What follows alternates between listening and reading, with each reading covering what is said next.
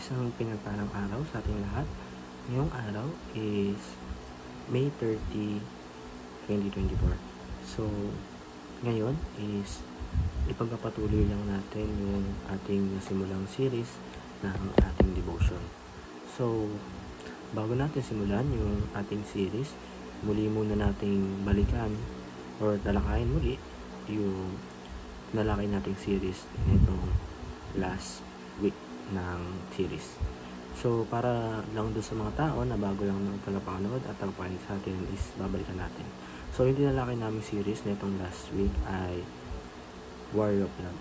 So, Warrior of Love, sino bang tao yung hindi ipaglalaban kung talagang mahal niya na totoo? So, diba pag may mahal na pinaglalaban mo? Pinaka-best example nito pagmamahal niya ito is si God. So, imagine natin, yung nag-iisa niyang anak ay hinayaan niya or nilagay niya doon sa sitwasyon na maghirap, ipako sa krus, mamatay sa hindi niya namang kasalanan. Dahil lang sa kasalanan natin, dahil sa pagtubos natin. Ganun yung the best example ng love. Yung pagmamahal sa atin ni God at ng kanyang anak na si Panginoong Jesucristo. So, yung series na tatalakay natin ngayong araw ay Catalyst, Shape of the History.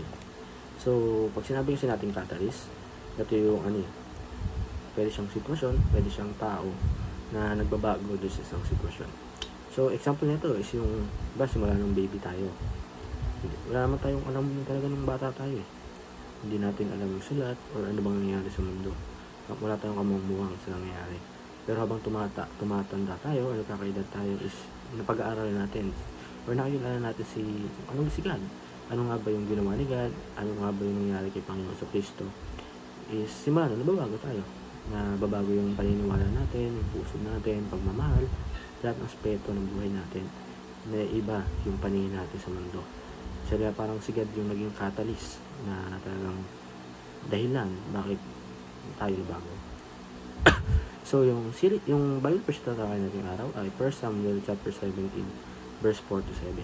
Sabi dito, ngayon may isang mahusay at matapang na mandirigma na tagat at pangalan niya ay Goliath.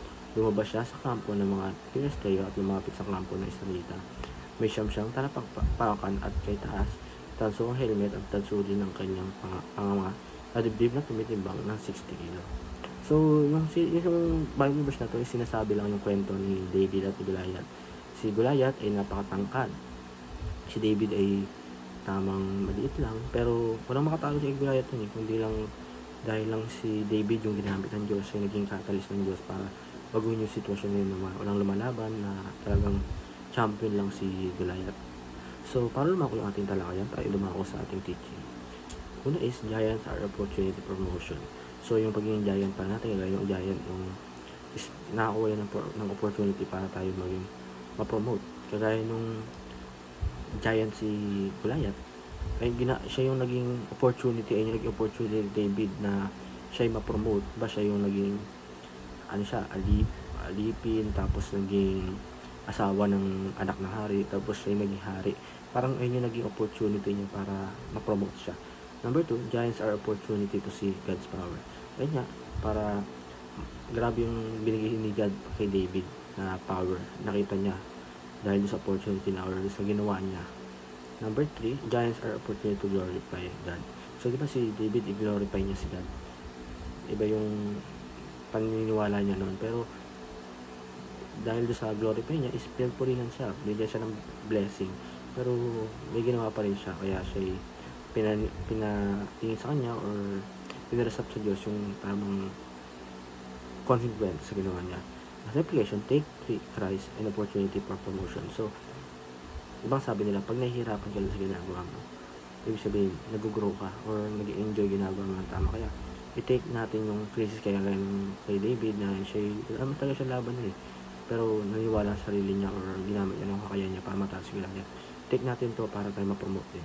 Number 2, take courage and witness God's power. Yun. Nasa last, take down giants for God greater glory. Yun. So, gaya ng pag-take down, sabihin natin, example natin yung giant is yung mga pagsubok natin. I-take down natin to. Maniwala natin sa sarili natin, kaya natin to. Para malasap natin yung glory or yung gantimpala ng Panginoon.